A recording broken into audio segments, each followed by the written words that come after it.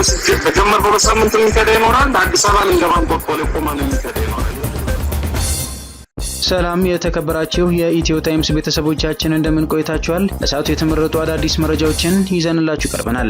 ከዜናዎቻችን መካከል አርበኛ ዘመነ ካሴ ትግሉን በጀመረን በሳምንት የሚከዳም ይኖራል፣ አዲስ አበባ ልንገባ እንጦጦ ላይ ቆመንም የሚከዳ ይኖራል ብሏል። በየዶሃ ከተማ የመንግስት ኃይል የሮንድ ጠባቂዎች በቁጥጥር ስር መዋላቸው የተነገረ ሲሆን የአማራ ፋኖ በጎጃም ቢቸና ከተማ አባሩ ሰፈር የሚገኘን ከባድ የሚሊሻ አባል ከአመራሮች በተሰጠ ትዕዛዝ ክትትል በማድረግ መግደሉን ገልጿል። 50 አለቃ ዮሴፍ ቢያዝን እጅ ሰጠ በተባለው ጉዳይ ላይ የተገኘ ሌላ መረጃም አለ። ዝርዝሩን አዘጋጅተናል።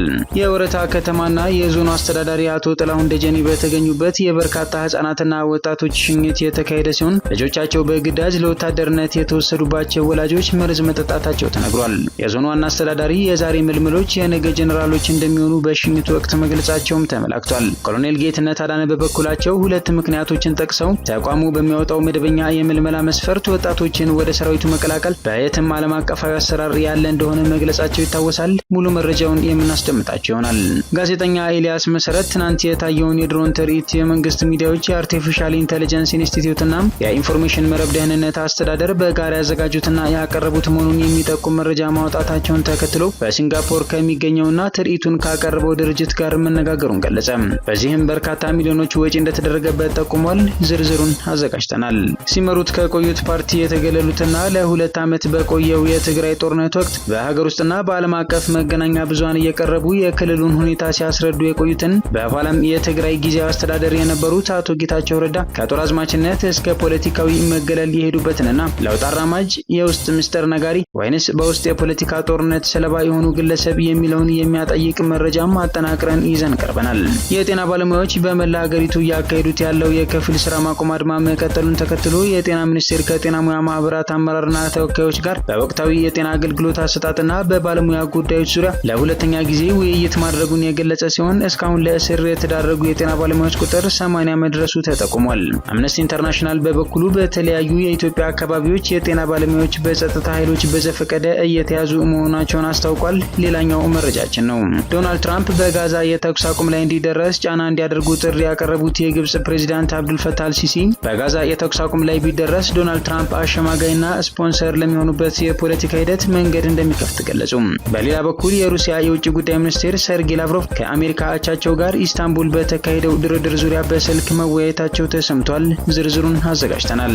ውድ የኢትዮ ታይምስ ቤተሰቦቻችን እነዚህንና ሌሎችም ያልተሰሙ መረጃዎችን ለማድመጥ ላይክ፣ ሼር፣ ሰብስክራይብ በማድረግና የቻናላችን ቤተሰብ በመሆን እስከ መጨረሻው ድረስ አብራችሁን እንድትቆዩ በአክብሮት እንጋብዛለን።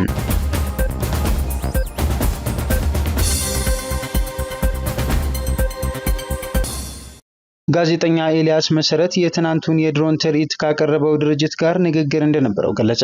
የዛሬ ዓመት ገደማ በአድዋ ሙዚየም ምርቃት ወቅት የአጼ ምኒልክ ንግግር በሆሎግራም ቴክኖሎጂ በሀገር ውስጥ ባለሙያዎች ተሰራ ተብሎ ስናጣራው ንግግሩን ያደረገው አርቲስት ተስፋዬ ገብረሃና መድረክ ላይ ቀልጠፍ ብሎ ቆሞ መሆኑን ደረስንበት ያለው ኤልያስ መሰረት በወቅቱ የኢትዮጵያ አርቲፊሻል ኢንተለጀንስ ኢንስቲትዩት በአፍሪካ ለመጀመሪያ ጊዜ በዓለም ደግሞ እጅግ ጥቂት ሀገራት ሊያሳኩት የቻሉትን የሆሎግራም ቴክኖሎጂ ተጠቅሞ የአጼ ምኒልክ ንግግርን አቀረበ ተብሎ ተነግሮ ነበር ሲል ያስታውሳል። ትናንት የታየውን የድሮን ትርኢት ደግሞ የአርቲፊሻል ኢንተለጀንስ ኢንስቲትዩት እና የኢንፎርሜሽን መረብ ደህንነት አስተዳደር በጋራ ያዘጋጁትና ያቀረቡት መሆኑን ነገሩን የሚለው ጋዜጠኛ ኤልያስ መሰረት ዜናውን እንደሰማሁ ድርጅቱን ማነጋገር ጀመርኩ። ሲንጋፖር የሚገኘው MIRS ኢኖቬት የተባለ ተቋም ትርኢቱን ኮንትራት ወስዶ እንደሰራው በግልጽ ነገሩኝ። መጀመሪያ ለመናገር ባይፈልጉም አንዱን የድርጅቱን ኃላፊ ገፋ አድርጌ ስጠይቀው ለስራው $200,000 ወይም 26.8 ሚሊዮን ብር ገደማ እንደተከፈላቸው ነገረኝ ብሏል። አክሎም ስራው ይሰራ ያምርም ነበር፣ ግን ውሸቱ ለምን አስፈለገ? የአርቲፊሻል ኢንተለጀንስ ኢንስቲትዩት እና የኢንፎርሜሽን መረብ ደህንነት አስተዳደር ሰሩት ብሎ ከመዋሸት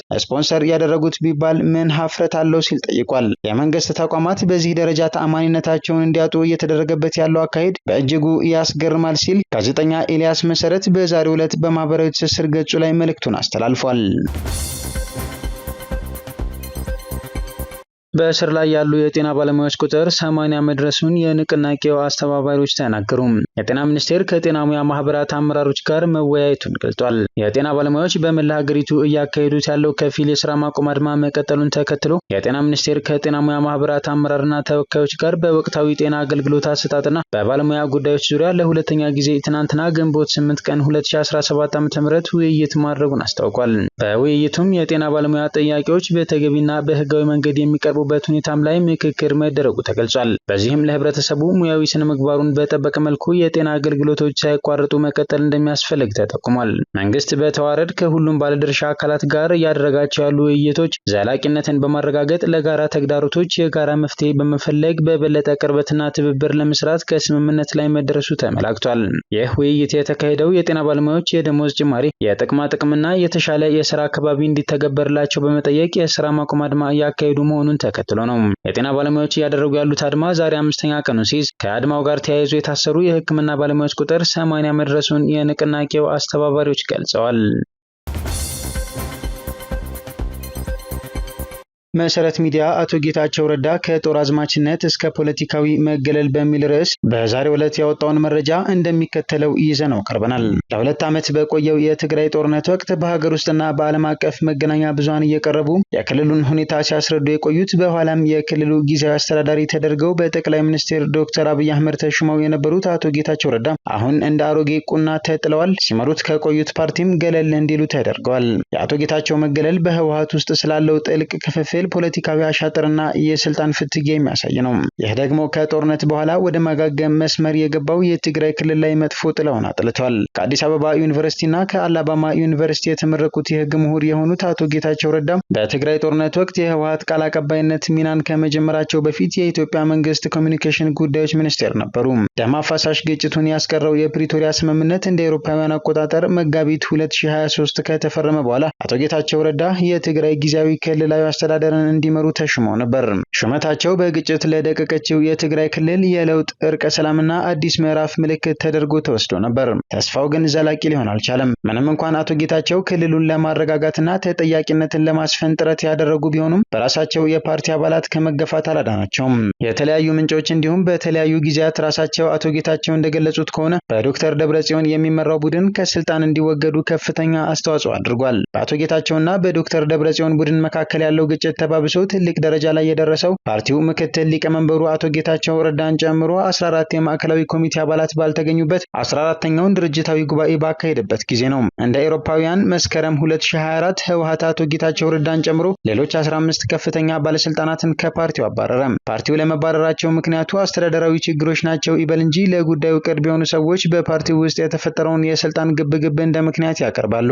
አቶ ጌታቸው ረዳ ራሳቸው ተቀናቃኛቸውን በፖለቲካዊ አሻጥር ከመክሰሳቸው ባሻገር የፓርቲው አክራሪ አባላት እንዲታሰሩ ይፈልጉ እንደነበር ይገልጻሉ። ሞታቸውንም የሚሹ ኃይሎች እንዳሉ ይነገራል። አቶ ጌታቸው ረዳ ከክልሉ ጊዜያዊ አስተዳዳሪነት መነሳታቸው ስለ ክፍፍሉ እንዲሁም በክልሉና በፓርቲው ውስጥ ስላለው ችግር አፍረጥርጠው እንዲናገሩ እድሉን ሰጥቷቸዋል። በፋና ቴሌቪዥን ጣቢያ ቀርበው በሰጡት ቃለ ምልልስ ላይ በህወሓት ውስጥ ተሸሽገው ያሉ አመራሮች የወንጀል ድርጅት እየመሩ ይገኛሉ ሲሉ ወቀሳቸውን አቅርበዋል። በፓርቲው ውስጥ ስላለው ሙስናና ዘረፋ፣ ህገወጥ የወርቅ ማዕድን ስራ እንዲሁም የሰብአዊ እርዳታ ምዝበራ በዝርዝር ተናግረዋል። በህወሓት ውስጥ ያሉ አመራሮች ከኤርትራ ባለስልጣናት ጋር በመተባበር ክልሉን ወደ ዳግም ግጭት የመክተት ፍላጎት እንዳላቸው፣ ይህም ፍላጎታቸው በተዘፈቁበት ዘረፋና ወንጀል ተጠያቂነት እንዳይመጣባቸው ከመፈለግ እንደሆነ አብራርተዋል። እነዚህ የፓርቲው አባላት በጦርነቱ ወቅት የወሰኗቸው ውሳኔዎች በክልሉ አስገድዶ መድፈር፣ መፈናቀልና የጅምላ ጭፍጨፋ ሲሉ የገለጹት አሰቃቂ ድርጊቶች እንዲፈጸም አስተዋጽኦ አድርገዋል ሲሉ ወቅሰዋል። የክልሉ አለመረጋጋት ቀጥሎ በኋላ ላይ የፌዴራሉ መንግስት በጉዳዩ ላይ ጣልቃ እንዲገባ ተገዷል። ጠቅላይ ሚኒስትር ዶክተር አብይ አህመድ እንደ አውሮፓውያን አቆጣጠር 2025 አቶ ጌታቸው ረዳን ከኃላፊነት በማንሳት በምትካቸው ጄኔራል ታደሰ ወረደን የክልሉ ጊዜያዊ አስተዳዳሪ አድርገው ሾመዋል። ምንም እንኳን አቶ ጌታቸው ረዳ የጠቅላይ ሚኒስትር ዶክተር አብይ አህመድ የምስራቅ አፍሪካ ጉዳዮች አማካሪ ተደርገው የተሾሙ ቢሆንም ብዙ ታዛቢዎች አቶ ጌታቸው የፖለቲካ ግዞት ወይም ፖለቲካል ኤግዛይል ነው የደረሰባቸው ይላሉ። አሁን አቶ ጌታቸው ረዳ ሲያገለግሉት የቆዩት ፓርቲን ዋነኛ ተቺ ሆነው መጥተዋል። በፓርቲ ውስጥም ካለማን አለብኝነት ወንጀል እየተፈጸመ ይገኛል፣ የተቃውሞ ድምጾችም እየታፈኑ ነው ሲሉ ስጋታቸውን እየገለጹ ይገኛሉ። በአቶ ጌታቸው ረዳ ላይ የደረሰው ትግራይ ከጦርነቱ በኋላ የገጠማትን ሰፊ ፈተናዎች ማለትም በክልሉ ለውጥ በማምጣትና ስልጣንን በማስጠበቅ መካከል፣ በሰላም ግንባታና ጦረኝነት መካከል፣ በግልጸኝነትና ስር በሰደደ የፖለቲካ ቁጥጥር መካከል ያለውን ፈተናዎች በከፊል የሚያሳይ ነው። የአቶ ጌታቸው ረዳ ደጋፊዎች የሪፎርም አጀንዳ በማቀንቀኑ ለውጥ ከማይፈልገው የቆየ ኃይል ጋር እየተጋጨ ነው ይላሉ። ተቺዎቹ የስልጣን ግብግቡን ለማሸነፍ ያልቻለ ስልጣን ፈላጊ ነው ሲሉ ይተቻሉ። ይሁንና በየትኛውም ጎን ቢቆም የአቶ ጌታቸው ረዳ ከስልጣን መወገድና የህወሓት ተቺ ሆኖ መውጣት በህወሓት ውስጥ ያለውን ስር የሰደደ የውስጥ ተቃርኖ በግልጽ እንዲታይ ያደረገ እንዲሁም የወደፊቱ የትግራይ የፖለቲካ አካሄድ ላይ ጥያቄ እንዲኖር ያደረገ እንደሆነ ያሳያል። ይህንን ሁሉ ዓመታት የታገልኩት ጥቂት ሰዎች ትግሉን ጠልፈው የስልጣንና የትርፍ መጠቀሚያ አድርገው ለማየት አይደለም ሲሉ አቶ ጌታቸው በአንድ ወቅት ተናግረዋል። አሁን እንዲገለሉ የተደረጉት አቶ ጌታቸው ረዳ ውስብስብ ሰው ናቸው። ለውጥ አራማጅ፣ የውስጥ ሚስጥር ነጋሪ ወይንስ በውስጥ የፖለቲካ ጦርነት ሰለባ የሆኑ ግለሰብ? ጊዜ የሚፈታው ጥያቄ ነው። አርበኛ ዘመነ ካሴ ትግሉን በጀመረን በሳምንት የሚከዳም ይኖራል፣ አዲስ አበባ ልንገባ እንጦጦ ላይ ቆመንም የሚከዳ ይኖራል ሲል ተናግሯል። ኦስማኒ ሰይድ የተባለ ቢቸና ከተማ ቀበሌ 05 አባሮ ሰፈር ከባድ የሚሊሻ አባልን ገደልኩ ሲል የአማራ ፋኖ በጎጃም አሳውቋል። የአማራ ፋኖ ብሔራዊ ኃይል በጎጃም 8ኛ በላይ ዘለቀ ክፍለ ጦር አባ ኮስተር ብርጌድ አመራሮች በተሰጠ ትዕዛዝ ክትትል በማድረግ ግለሰቡ መገደሉን ጨምረው ገልጸዋል። አባ ኮስተር ብርጌድ በሚያስተዳድራቸው ወረዳዎችና ከተማዎች መንግስት ይዟቸው በሚገኙ ከተማዎች የአባ ኮስተር ያሰማራቸው ሰርጎ ገቦች ያልታወቁ ኃይሎች ግንቦት 9 ቀን 2017 ዓ.ም ከጠዋቱ 12 ሰዓት ቢቸና ከተማ 05 ቀበሌ ልዩ ቦታ አባሮ ሰፈር ከመኖሪያ ቤቱ ድረስ በመሄድ ውሃ ሊቀዳ ሲወጣ እጁን በመያዝ ይዘው ለመውጣት ቢሞክሩም በሰፈሩ የጩኸት ብዛት በመሰማቱ አጋሮቹ ወደ ኦስማኒ ቤተሰብ በመምጣታቸውና የመንግስት ኃይል እንቅስቃሴ በመጀመሩ ሚኒሻውን የአባ ኮስተር ብርጌድ ያልታወቁ ኃይሎች ገድለውት እንደሸሹም ነው የተገለጸው። በ8ኛ በላይ ዘለቀ ክፍለ ጦር ስር የሚገኘው የአባ ኮስተር ብርጌድ ጦር አዛዥ የሆነው 50 አለቃ ዮሴፍ ቢያዝን እጅ ሰጠ የተባለው ፍጹም ውሸት እንደሆነ ነው መረጃዎች ያመላከቱት። የአባ ኮስተር ብርጌድ ወታደራዊ አዛዥ ጎንደር ታይምስ በሚል የፌስቡክ ገጽ ያሰራጨው መረጃ ውሸት መሆኑን ተናግረዋል። በየእዱሃ ከተማም የመንግስት ኃይል የሮንድ ጠባቂዎች በቁጥጥር ስር መዋላቸው ተሰምቷል። የአማራ ፋኖ ብሔራዊ ኃይል በጎጃም ቀጠና 8ኛ በላይ ዘለቀ ክፍለ ጦር ስር የሚገኘው ሽፈራው ገርባው ብርጌድ ከሌሊቱ 5 ሰዓት ወደ እዱሃ ከተማ ሰርጎ በመግባት ግለሰቦቹ በሮንድ ጥበቃ በነበሩበት ሰዓት በቁጥጥር ስር ውለዋል ነው የተባለው። የተያዙት ግለሰቦች በየእዱሃ ከተማ ሮንድ እንዲጠብቁ መገደዳቸውንም ገልጸዋል። በቁጥጥር ስር ከዋሉት ግለሰቦች መካከልም እንዳልክ አብዩ፣ መልካሙ ሙሱ፣ አልካው መዝገብ፣ ካሳሁን አያሌው፣ ሙሉ ሁሴን፣ ሲሳይ ውባለ፣ ጥላሁን አልማው፣ ደመቀ ለወየው፣ ካሳዬ አለማየሁና ደመቀ ሁሴን የተባሉ ግለሰቦች በቁጥጥር ስር መዋላቸው ተገልጿል። በሌላ መረጃ እድሜያቸው 18 ዓመት ያልሞላ ወጣቶችን ከትምህርት ገበታቸው መፈናቀላቸው ሳያንስ መብታቸው ተነጥቆ በጉልበት ወደ ጦር ሜዳ እየታፈሱ መሄዳቸውን ፋኖ ኢንጂነር ካሳሁን አማን የወንበርማ ብርጌድ ህዝብ ግንኙነት ኃላፊ ተናግሯል። በተያያዘም በአጠቃላይ በዕለት ከዕለት የወጣት አፈሳ ስራው ዛሬም በሸንዲ ዙሪያ ቀበሌዎች ለገሰማ፣ ቡራፈር፣ አርባገል፣ ዴንድ ቦለድን፣ ሻምብላና ሳበዳር 20 ወጣቶችን አግተዋል ሲል የራስ ቢትወደድ መንገሻ አቲከም 5ኛ ክፍለ ጦር ህዝብ ግንኙነት ኢንጂነር ዘመኑ አማረ ገልጿል።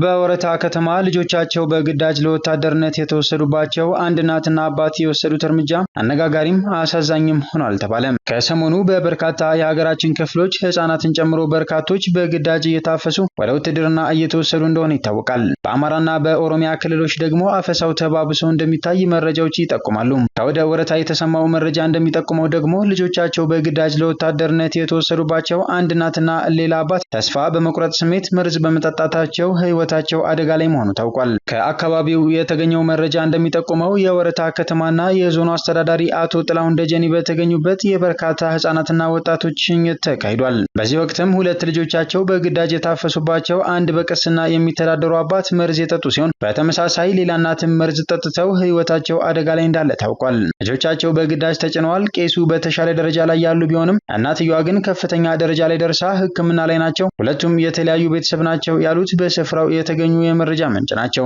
በአቶ ጥላሁን የተመራው ቡድን በወረታ ከተማ አስተዳደር ለተመለመሉ አዲስ የመከላከያ ምልምሎች አሸኛኘት ማድረግ የጀመረው ከሚያዝያ 23 ቀን ጀምሮ ሲሆን የአካባቢው ወጣት በአብዛኛው በሚባል መልኩ እየታደነ እየተወሰደ መሆኑ ታውቋል። የደቡብ ጎንደር ዞን ዋና አስተዳዳሪው አቶ ጥላሁን የዛሬ ምልምሎች የነገ ጀነራሎች እንደሚሆኑ ገልጸው ሀገራችን ኢትዮጵያ በታሪክ አጋጣሚ በማንም ተደፍራ የማታውቀው በቁርጠኝነት የሚታገል የሀገር መከላከያ ሰራዊት ስላላት ነው ብለዋል። የአማራ ማህበር በአሜሪካ የመስክ ምርማሪዎች በቅርብ ሳምንታት ወጣት ወንዶችና ታዳጊዎች ላይ በድብደባና በዘፈቀደ ስርዓት በታገዘ ግዴታ ሰፊ አፈሳ እየተካሄደ መሆኑን መታዘባቸውን ተናግረዋል። ይህ ድርጊት ህጻናትን ለውትድርና መመልመልን የሚከለክለውን ህግ ጨምሮ በርካታ የኢትዮጵያውያን የዓለም አቀፍ የሰብአዊነትና የሰብአዊ መብት ህግጋቶችን የሚጥስ ነው ያለው ማህበሩ በአማራና ኦሮሚያ ክልሎች እንዲሁም በአዲስ አበባ መጠነ ሰፊ የግዳጅ ምልመላ እየተካሄደ መሆኑን ገልጿል። ከወልዲያ፣ ደብረ ታቦር፣ እብናት፣ ሻሮቢት፣ ሐይቅ፣ ባህር ዳር፣ አዲስ አበባና አዳማ የወጡ መረጃዎች እንደሚያመለክቱት የአገዛዙ ታጣቂዎች ማለትም የፌዴራል ፖሊስ፣ ሚሊሻ፣ አድማ ብተናና የአካባቢው አስተዳዳሪዎች ሰላማዊ ዜጎችን በግዳጅ ወደ ውትድርና ለማስገባት የተቀናጀ ጥረት እያደረጉ ነው ያለው ማህበሩ ወጣቶች ከጎዳናዎች፣ ከቡና መሸጫ ሱቆች፣ ገበያዎችና የሃይማኖት ተቋማትን ከመሳሰሉ ህዝባዊ ቦታዎች እየታፈሱ ይገኛሉ ብሏል። የመከላከያ ሚኒስቴር የህዝብ ግንኙነት ዳይሬክተር ኮሎኔል ጌትነት አዳነ በበኩላቸው የመከላከያ ሰራዊት ህገ መንግስታዊ ኃላፊነቱን ለመወጣት በተፈጥሮም ሆነ በሰው ሰራሽ ነገር የሚወጣን ሰው ለመተካት እንዲሁም ሚዛን የጠበቀ የኃይል አሰላለፍን ታሳቢ ያደረገ የሰራዊት ዝግጅት ያስፈልጋል ብለው ተቋሙ በሚያወጣው መደበኛ የምልመላ መስፈርት ወጣቶችን ወደ ሰራዊቱ መቀላቀል በየትም ዓለም አቀፋዊ አሰራር ያለ ነው ብለዋል።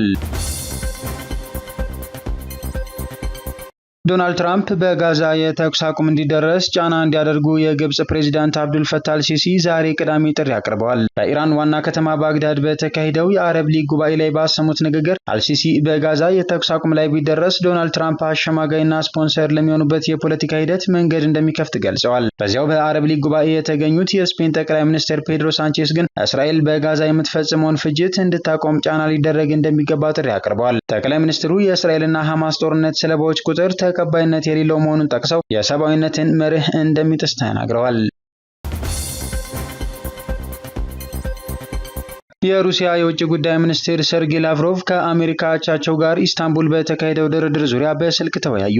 ማርኮ ሩቢዮ የዩክሬንን ግጭት ለመፍታት የሚደረገውን ጥረት ለመቀጠል ዋሽንግተን ዝግጁ እንደሆነች አረጋግጠዋል ሲል የሩሲያ የውጭ ጉዳይ ሚኒስቴር አስታውቋል። በተጨማሪም የጦር እስረኞችን መለዋወጥና የተኩስ አቁም ስምምነት ላይ ለመድረስ አስፈላጊ የሆኑ ቅድመ ሁኔታዎችን ማዘጋጀት ላይ የተደረጉ ስምምነቶችን በበጎ እንደሚቀበሉ ገልጸዋል። ሰርጌይ ላቭሮቭ ሩሲያ በዩክሬን ጉዳይ ላይ ከአሜሪካ ጋር ተባብራ ለመስራት ዝግጁ መሆኗን አረጋግጠዋል።